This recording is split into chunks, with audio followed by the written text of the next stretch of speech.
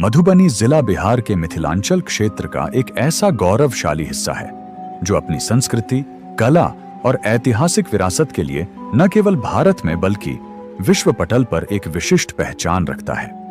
रामायण काल से लेकर आधुनिक युग तक इस जिले का योगदान शिक्षा, राजनीति और कला के क्षेत्र में अतुलनीय रहा है। सिरिज ए मधुबनी का यह पहला पार्ट है जिसमें हम आपको मधुबनी जिले के बारे में बता रहे हैं।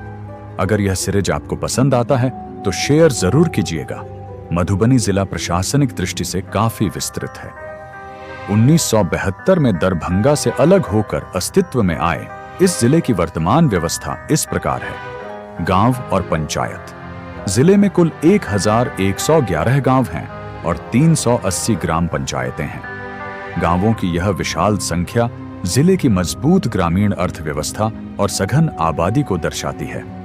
प्रशासनिक कार्यों को सुगम बनाने के लिए जिले को 21 प्रखंडों में विभाजित किया गया है, जिनमें झंझारपुर, बेनीपट्टी, रहिका, पंडौल, राजनगर और लखनऊ जैसे प्रमुख क्षेत्र शामिल हैं। यहाँ कुल 5 अनुमंडल मधुबनी सदर, बेनीपट्टी, झंझारपुर, फूलपरास और जयनगर हैं। सुरक्षा व्यवस्था के लिए जिले में लगभग 30 से अधिक पुलिस स्टेशन और विभिन्न पुलिस चौकियां कार्यरत हैं। मधुबनी का अर्थ है शहद का वन। यह क्षेत्र प्राचीन मिथिला साम्राज्य का केंद्र रहा है। पौराणिक मान्यताओं के अनुसार यह राजा जनक के साम्राज्य का हिस्सा था। कहा जाता है कि भगवान राम और माता सीता के विवाह के समय राजा जनक ने पूरे नगर को सजाने का आदेश दिया था, जिससे यहाँ की प्रसिद्ध चित्रकला मधुबनी पेंटिंग का जन्म हुआ।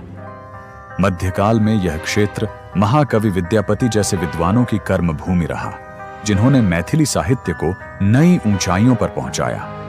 मधुबनी पेंटिंग, जिसे मिथिला पेंटिंग भी कहते हैं, यह विश्व की सबसे पुरानी लोक कलाओं में से एक है। महिलाएं प्राकृतिक रंगों, टहनियों और उंगलियों का उपयोग करके दीवारों और कपड़ों पर देवी देवताओं, प्रकृति और सामाजिक जीवन के चित्र उकेरती हैं। इसे अंतर्राष्ट्रीय स्तर पर जीआई टैग प्राप्त है।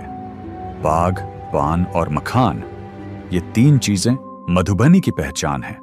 यहाँ का मखाना अपनी गुणवत्ता के लिए प्रसिद्ध है और दुनिया भर में निर्यात किया जाता है। मिथिला पाग यहाँ के सम्मान और संस्कृति का प्रतीक है। यहाँ घूमने लायक कुछ प्रसिद्ध स्थान राजनगर पैलेस।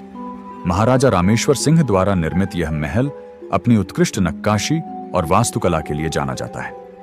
भूकंप के कारण अब यह खंडहर के रूप में है, लेकिन इसकी भव्यता आज भी पर्यटकों को आकर्षित करती है। उच्चैठ भगवती स्थान। बेनीपट्टी प्रखंड में स्थित यह मंदिर अत्यंत पवित्र माना जाता है। मान्यता है कि यहीं महाकवि कालिदास को ज्ञान की प्राप्ति हुई थी। कपिलेश्वर स्थान। यह भगवान शिव का एक प्राचीन मंदिर है, जहां सावन के महीने में भारी भीड़ उमड़ती है। सौराठ सभा।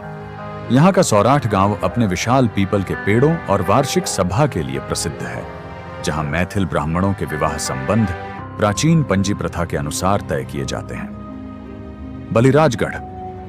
यह एक ऐतिहासिक पुरातात्विक स्थल है, जिसे प्राचीन मिथिला की राजधानी के अवशेषों के रूप में देखा जाता है। आज मधुबनी जिला विकास की राह पर तेजी से अग्रसर है। कृषि यहाँ की मुख्य आय का स्रोत है, जिसमें धान और मखाना प्रमुख हैं। साथ ही जयनगर के माध्यम से यह जिला नेपाल के साथ व्यापारिक संबंधों के लिए एक महत्वपूर्ण कड़ी का काम करता है। यहाँ की मिट्टी में रची बसी मैथिली भाषा की मिठास और लोगों का अतिथि सत्कार इस जिले को वास्तव में खास बनाता है। अगर आप लोगों को यह जानकारी अच्छी लगी तो पोस्ट लाइक करके लक्की मैथिल फेसबुक पेज को फॉलो कर लीजिए। हम लोगों का सिरिज ए मधुबनी कैसा लगा कमेंट करके जरूर बताइएगा। धन्यवाद।